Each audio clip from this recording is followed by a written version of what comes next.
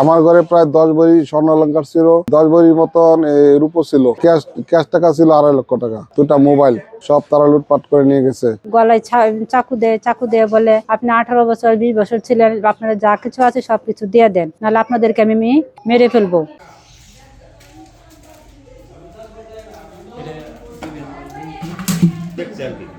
এরই মধ্যে খুলছে আরে উইলা দেখছে কিছু পাইলে ইউরি তেন ভাঙ্গা টাঙ্গা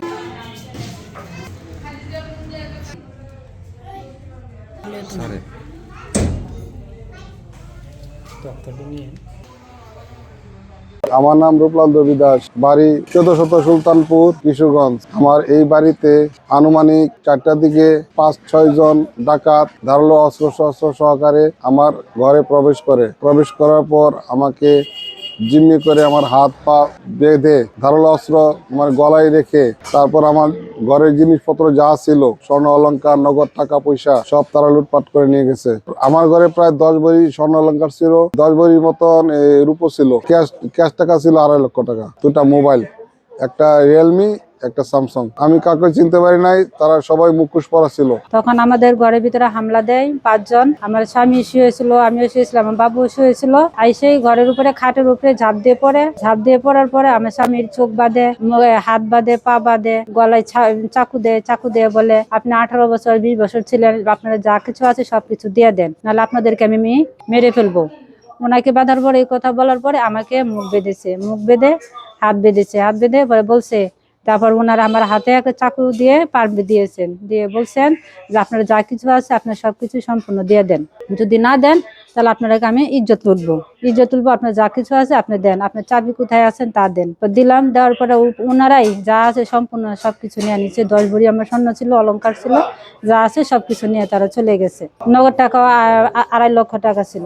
আমি সকাল 8:30টায় খবর পাইলাম যে একটা ছিনতাইকারী বা ডাকাতি হয়েছে।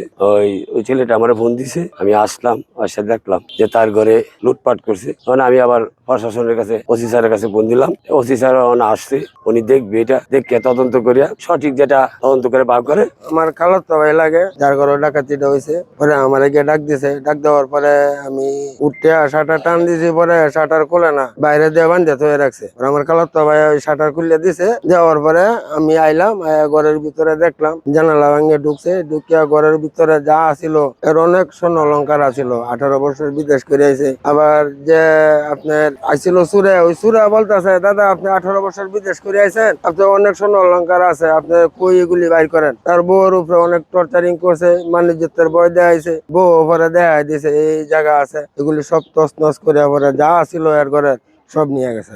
রাত্রে শুনছি, রাত্রে বাড়িতে গেছে, সকালে আয়সা দোকানে শুনি যে অনিল ভাইয়ের কালাতো ভাইয়ের বাসায় চুরি হয়েছে বা ডাকাতি হয়েছে। এখন আসলাম, আয়সা দেখি যে তার বাড়ির যা আসবাবপত্র আছে, স্বর্ণ অলংকার আছে, আর অনেক কিছু আছে, সবগুলো নিয়ে গেছে। একটা জানালা ভাঙ্গা ঢুকে সবগুলো নিয়ে গেছে। এখন বিষয় রয়েছে আপনার, আমরা তো এলাকাত বসবাস করি, চুর ডাকাতি যদি এভাবে আমরা অত্যাচার করে তাহলে তো আমরা মনে করেন যে স্বাভাবিক মানুষ টাকাটা খুব ঝামেলা। যে চুর ডাকাত বা অনেক কিছু আছে, এদেরকে সুস্থ বিচার চাই এবং এগুলোকে আইনের আওতায় আনা হোক, এগুলোর বিচার চাই আমরা, যাতে আর আমাদের এলাকায় না হয়। আমি পুলিশ প্রশাসনকে, আইন প্রশাসনকে সবাইকে বলি যাতে এদেরকে দ্রুত গতিতে আইনের আওতায় আনা হোক। এরকম ঘটনা কখনো হয় নাই বা আমরা দেখি নাই, এটাই ফার্স্ট। ওনার ঘরে আমরা এরকম ডাকাতি হওয়ার পরে উনি আমাদেরকে ডাক দিছে আজান আগে দেয়া, আমরা উঠতে আইসি, আয় দেখি যে জানলা মানলা সব ভাঙা, ঘরের মালপত্র সব এলোমেলো করা, সবকিছু নিয়ে গেছে। উনাকে বাইন্ধে রাখছিল, ওনার পরিবারে খুলছে, আমরা এতটুকু দেখছি, যা মালপত্র ছিল সব নিয়ে গেছিল। বুঝছেন, আমরা এই কারণেই বলতেছি যে